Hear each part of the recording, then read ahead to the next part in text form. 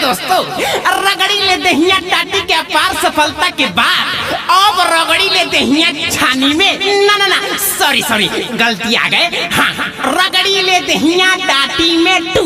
जी हाँ मेरे दोस्त, साजन मेरा उस पार है, अब मिलने को दिल बेकरार है। और मेरे दोस्त लड़की छोड़ के भाग गई, अब घंटा डोलाने के लिए तैयार है। जी हाँ मेरे दोस्तों, अब आप भी दिल थाम के बैठिए और अमित पटेल के टूटे हुए दिल का दास्तान उनके हिस्सों मधुर आवाज में सुनिए। तो आइए खेला को चालू करते हैं। म्यूजिक। दिल लेके भागा जइया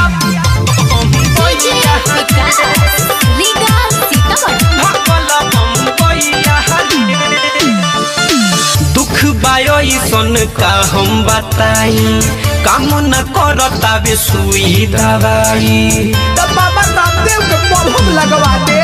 अरे दुख बायो सन का हम बताई, काम न करता बे सुई दवाई।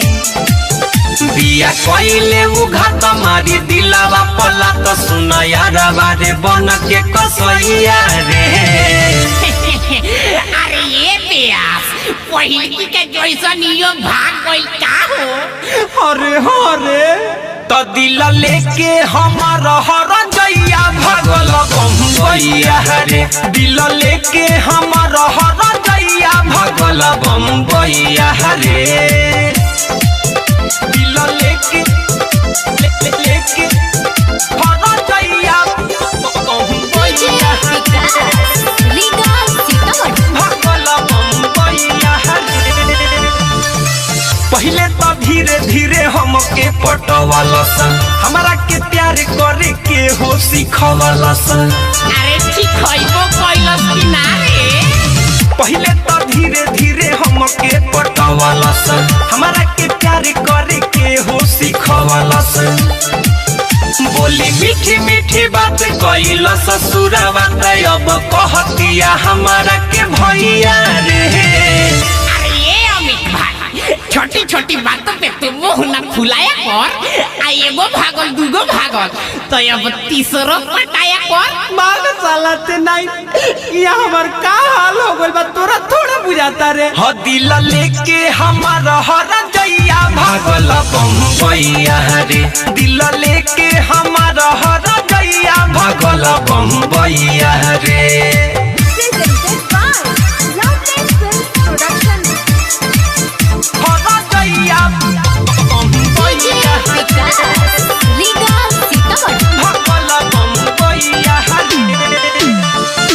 सीना के ऊपर या भीतर दुखाता, आवता याद जब तबे भभाता। अरे तो जाली लोशन लगाओ लहर कम होई। सीना के ऊपर या भीतर दुखाता, आवता याद जब तबे भभाता। छोड़ दिले बिया हाथ अब नई खेसा हाथ नहीं सुझता बे कवन उपाया रे। अरे मर्दे, जब जादे मुखी धरी तब पूजौल में अखड़ लियो, आ ओहू से ना होई तब पहिल के जैसन जाके टटिए रगड़ लिया। भाग साला ते नहीं, ओहू में रगड़त साला वो टूट गइल बा। ह दिल लेके हमार हर जइया भागल बम्बैया रे। दिल लेके हमार हर जइया भागल बम्बैया रे।